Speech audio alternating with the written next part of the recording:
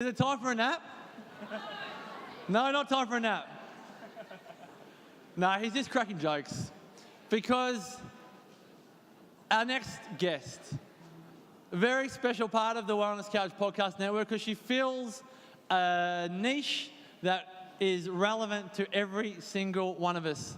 Yes. Audra Starkey is host of the Healthy Shift Worker podcast. Hands up here if you are not a shift worker, but you know a shift worker. All right, Audra, everyone has their hand up pretty much.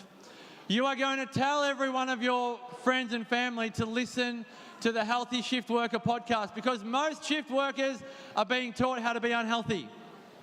And what is the one thing shift workers struggle with the most? Sleep.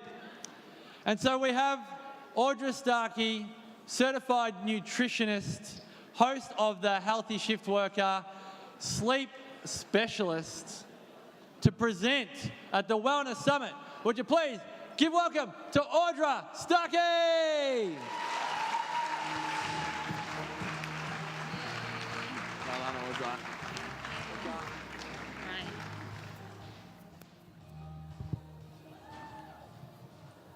Thank you so much, Marcus, for that lovely little introduction. How amazing was Cindy O'Meara? Absolutely incredible. I've been following her or stalking her for I think about 20 years now, and I would never call her the grandmother of nutrition. I would really refer to her as a godmother of nutrition world, I think. Yeah, much better. Yeah. And then we've got Damien as the godfather of nutrition world. So yeah. But I'm just going to change pace a little bit with my talk today, and want to, I guess, ask you this one question, which I'm hoping is up there at the moment. Yes, it is. Good. So are you getting by on 5 to 6 hours sleep, or maybe even less?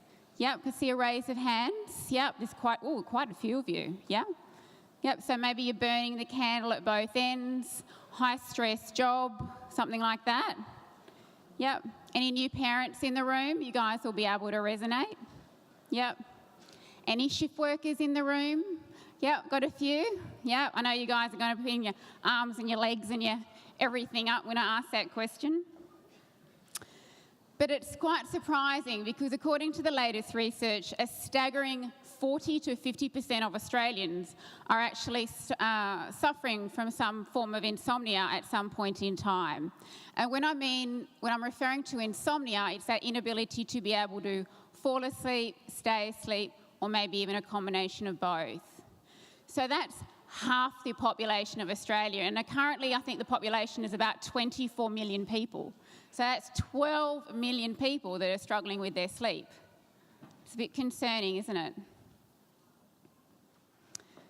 And what's even more concerning is that even the World Health Organization has now declared that we are living in a sleep loss epidemic across industrialised nations. Did anyone know this? No? We hear all about the global obesity epidemic, the type 2 diabetes epidemic, but no one's talking about sleep.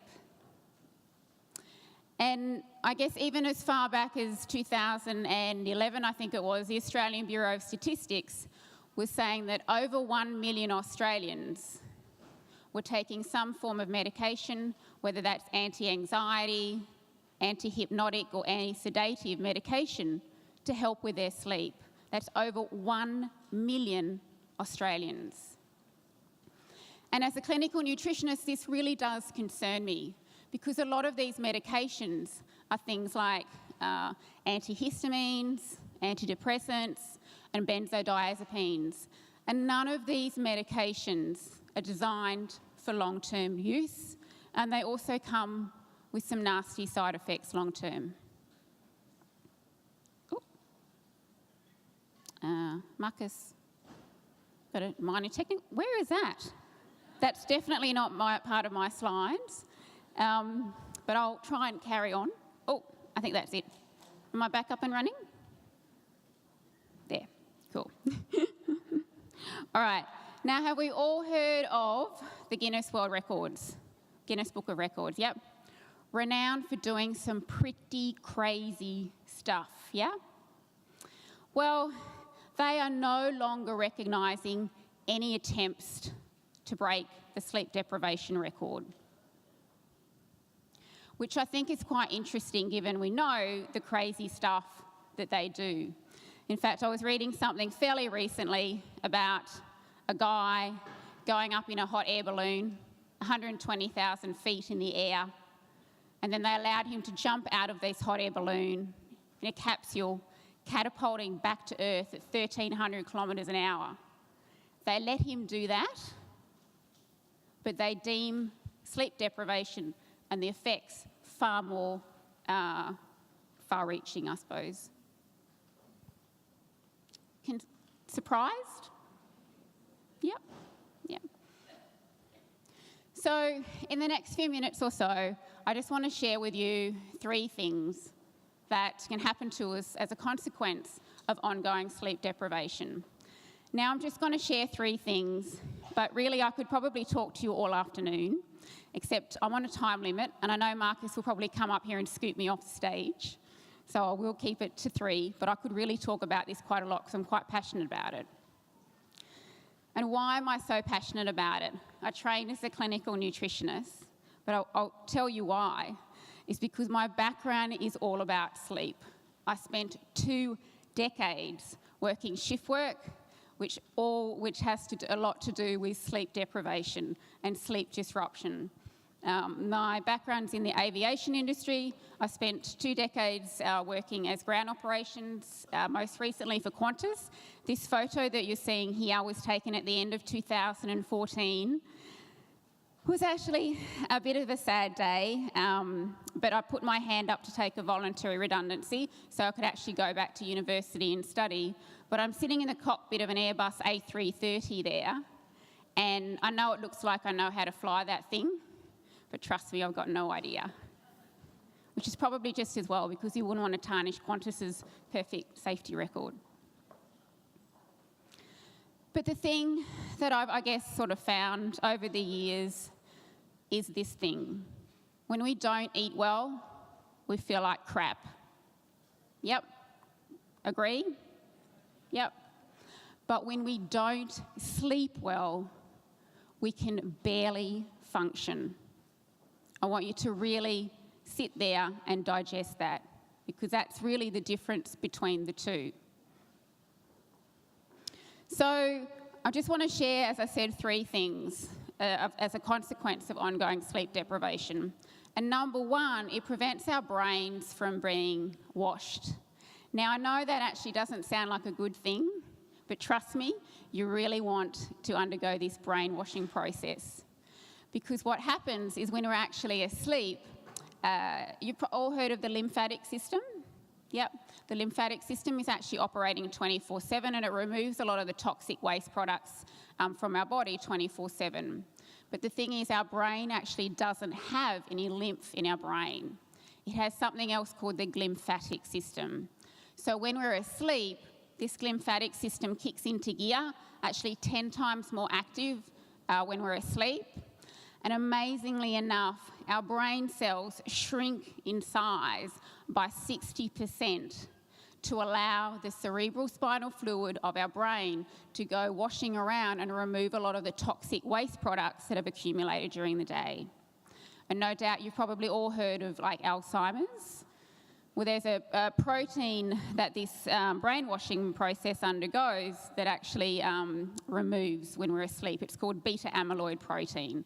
And beta amyloid has very strong associations with Alzheimer's disease. So if you are consistently running on poor quality sleep, then there is that connection to cognitive decline and Alzheimer's disease. So I guess I'm a little bit like Cindy, and I really don't want to sugarcoat things. I do kind of want to scare you, and I do want to put the firecracker up you, because no one's talking about this. I think we talk a lot about nutrition and exercise, which is fabulous, it's wonderful, but we're not talking about sleep enough. Yet we're living in this sleep loss epidemic. Another thing, number 2, that happens to us when we're not getting a consistent amount of sleep is it raises our risk for developing cardiovascular disease. And it does this purely because it puts your body into that fight or flight stress response. It makes your heart rate go up, your blood pressure rise, so it makes us far more vulnerable to have a heart attack and stroke. And this study that I came across showed that those that are consistently experiencing that sleep loss of 6 hours or less are 400 times more likely to have a cardiac arrest. Does that scare you? Yep. I hope it does. I really hope it does, because we need to be taking sleep far more seriously. And number 3, what happens to us when we don't get enough sleep, along with the nutrition as well, but it makes us prone to developing things like obesity and type 2 diabetes.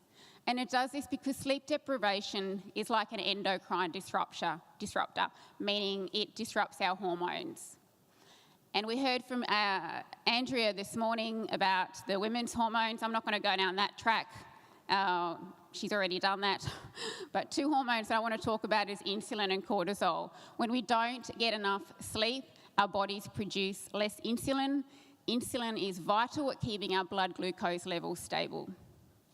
And when we don't get enough sleep, it raises our cortisol levels, which also increases that blood glucose levels. So you can see it can be a little bit of a quickly slippery slope. If we're not getting enough sleep, that it can make us prone to insulin resistance, pre-diabetes, and eventually diabetes. And another area of the hormones that it affects are our appetite-regulating hormones, leptin and ghrelin. Leptin is stored in our fat cells, and it actually sends signal to our brain telling us when we're feeling full. And another hormone called ghrelin, I like to call that the growly hormone. You get that signal telling you that you're feeling hungry. Yep. So what happens when we're sleep deprived is leptin gets suppressed, so you're not getting that message that you're feeling full.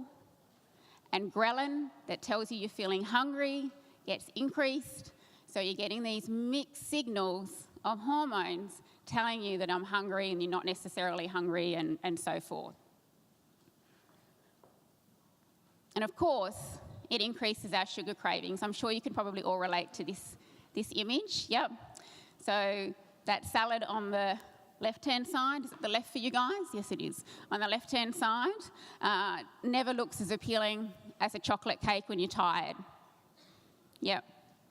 And that's because what happens when we're sleep deprived, an area of our brain that has to do with complex decisions actually gets suppressed, whereas another area of our brain that has to do with reward-seeking behaviour increases. So again, making that chocolate cake way more attractive option, although I'm kind of hoping that it might be a raw, vegan, dairy-free one at the moment, so that's okay. I know I said I was going to stop at 3, but I'm going to sneak a little one extra in because I want to really share this one. When we don't get enough sleep, it reduces our empathy, meaning we're more likely to say and do things that we wouldn't ordinarily do had we had enough sleep. And so you can appreciate that over the long term, this can have devastating effects on those around us and whom we love the most if we haven't had enough sleep. So please be mindful of what you're saying to those who you love the most when you haven't had enough sleep. So there's not one area of your life that is not affected by lack of sleep. I want you to just sit there and digest that for a second for me. There is not one area of your life that is not affected by lack of sleep. It quite literally affects everything, everyone, and every aspect of your biology. Which is why I wanted to quickly put this triangle together to reinforce my point. So you can see we all hear a lot about exercise and nutrition, and we know we should be doing all of that stuff. But the thing is, and then you might sort of hear, oh, sleep is just as important as nutrition and exercise. Well, I'm actually going to say, and I'm pretty sure that Cindy will even agree with me on this one, is that sleep is actually more important than nutrition. Because you can see here, it sets the foundation for everything. If we don't get enough sleep, It affects what we eat. If we don't get enough sleep, we're less likely to do exercise. It makes us more prone to stress. It affects our relationships and everything. So it's so vitally important. And you might be sort of sitting in the audience there going, Audra, I'm fine. I can run on 4 to 5 hours sleep, no problem. I do it all the time. Well, it depends on what research you read. There is a little, though apparently those have one particular gene, about 1% of the population, I believe, can run on a little bit of limited sleep, and that's because their brain undergoes that brainwashing process I was talking about before much more efficiently. But it's 1% of the population, so I doubt that it applies to anyone in this room. However, a gentleman by the name of Professor Matthew Walker, who is the author of a phenomenal book called Why We Sleep. He's a neuroscientist and a professor. He's been researching sleep for the past 2 decades, so he kind of knows his stuff. According to Matthew, the number of people who can survive on 6 hours sleep or less without showing any impairment is 0. So it's not 5%, it's not 10%, it's 0. So again, I want you to sit on that for me. So you might be sitting there, Audra, I can't sleep. I'm one of these people that really struggles with their sleep. And there could be many, many reasons behind it. It might be environmental, it might be emotional, it might be psychological, biochemically. There could be so many reasons behind it. But when I first talk to my clients, who are always shift workers, by the way, but one of the very first questions that I ask each and every one of my clients is, where does sleep sit on your list of priorities? I really look at that question. Do you put work first, nutrition next, which is good, exercise next, which is also good, but then poor sleep gets pushed down to the bottom? When really, it should be on the right-hand side. We should be putting sleep first, then nutrition, then exercise, and then work. And why I want to reinforce this sleep is more important than those other things I mentioned, particularly, I suppose, nutrition. I'm not discounting nutrition's not good. Please don't misconstrue what I'm saying. As a nutritionist, I very much understand the importance of it. It's vital. But why I'm sort of putting it at the top, because if you were to go without eating for 2 to 3 days, which, by the way, I'm not suggesting it's not some new fancy diet that you're going to hear from this weekend, but if you weren't to eat for 2 to 3 days, weren't eat to 2 or 3 days, no doubt you would lose a bit of weight, lose a bit of muscle mass, you'd be feeling quite lethargic, but you'd still be generally okay. However, if you went without sleep for 2 to 3 days, you would barely be able to function and you would begin to hallucinate. So if that is not telling us as a signal of just how incredibly important sleep is to our health, it really is right up there with the air that we breathe, the water that we drink, which we're hearing from Janet all about, her beautiful Zazen water. It's that important to our health. So who can relate to this, honestly? Yep. Going to put some hands in the air. Yep. I know there's some uncomfortable movements in the seat there because you're a bit in denial about that moment. Yep. Look, I used to be like that too, don't worry. I don't anymore. What's happening to this lady at the moment is she's at that blue light is going straight into her eyes. Interestingly, it's actually white light. But what's happening is when she's on her mobile phone before going to bed, that white light is going straight into her eye, is sending a message to her brain that it's daylight, and it's definitely not time to sleep. So, and at the same time, a hormone called melatonin, which is a sleep-regulating hormone, becomes suppressed, and another one called cortisol, which you've heard a little bit before this morning with Andrea, increases. So melatonin goes down, cortisol goes up, she's not sleeping anytime soon. So quite simply, we need to be getting more vitamin D. And I'm not referring to vitamin D for darkness, but that is really important. We know that for sunlight and it is for sleep, but I haven't got time to talk about that. I want to talk about stuff that we're not talking about enough, and it's vitamin D for darkness, because we are quite literally living in a very light, toxic world. We're continually being exposed to, with our laptops, our iPads, our iPhones, our whatever other stuff that we've got, the Mac people in the room. But it is making our nervous system become in this constant fight or flight stress response that is preventing us not only from sleeping, but just it's affecting our whole other area of our life as well. And you'll hear more from Maria, which I can't wait to hear Maria speak about stress tomorrow, so you definitely want to tune in for that. And if all that you don't care, I don't care about the potential that I might get cardiovascular disease, or I don't care that I might be putting on weight, or I don't care that I'm going to get cognitive decline. What is happening, I only just read a very recent research paper on this, is that blue light literally speeds up our blindness. So having these mobile phones so close to our eyes continuously, it is affecting our eyesight, because it affects the retina, which then leads to macular degeneration, which is irreversible. So please be mindful of your use with all these little mobile phones. So for those of you who are happy to admit that they had an addiction to their mobile phone, this is for you. And it's also for all of you others, the people there in denial, that you're saying, I'm fine, I don't have an addiction to my mobile phone. I strongly recommend that you read this book. I'm not getting any money from suggesting about this book. The author doesn't even know me. But it is called How to Break Up with Your Phone. It is a book, but you can also do it as an online 30-day challenge. And it's not, don't worry, it's not going to tell you to stop using your phone. It's just going to help you to create an awareness about your current relationship with your phone, so that then hopefully your behaviour around your use, how often you're using it, when you're using it, will potentially change and help with your sleep.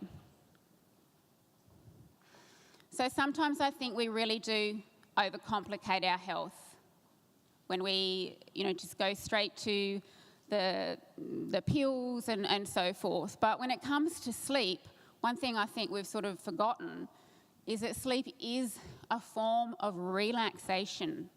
In order to sleep, we must be feeling relaxed. And as I've just shared with you before, with all this blue light exposure, it's just putting us into this hypervigilant state that it's not allowing our body to get into this more calming side called the parasympathetic nervous system, allowing us to sleep.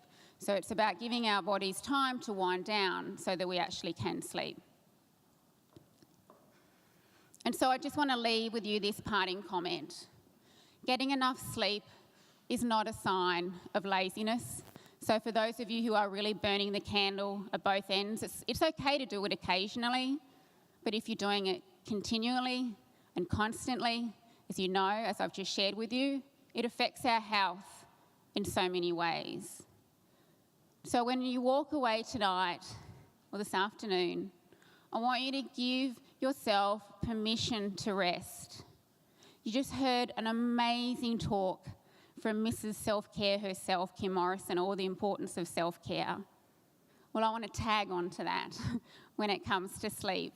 It's so vitally important that you do take care of yourself and that you do give yourself permission to rest. So thank you very much for listening. My name is Audra Starkey. As Marcus said, I'm the host of the Healthy Shift Worker podcast. I do run better sleep programs exclusively for shift workers, and I also work in corporate wellbeing as well into shift working organisations to deliver workshops. I'm very much on a mission to improve the health and wellbeing of shift workers all over Australia and all over the world. So I'd be very grateful if you do know of a shift worker to please send them to my podcast. I'd love to talk to them. So thank you. I'll take the clicker. Cool, thank you. Audra Starkey!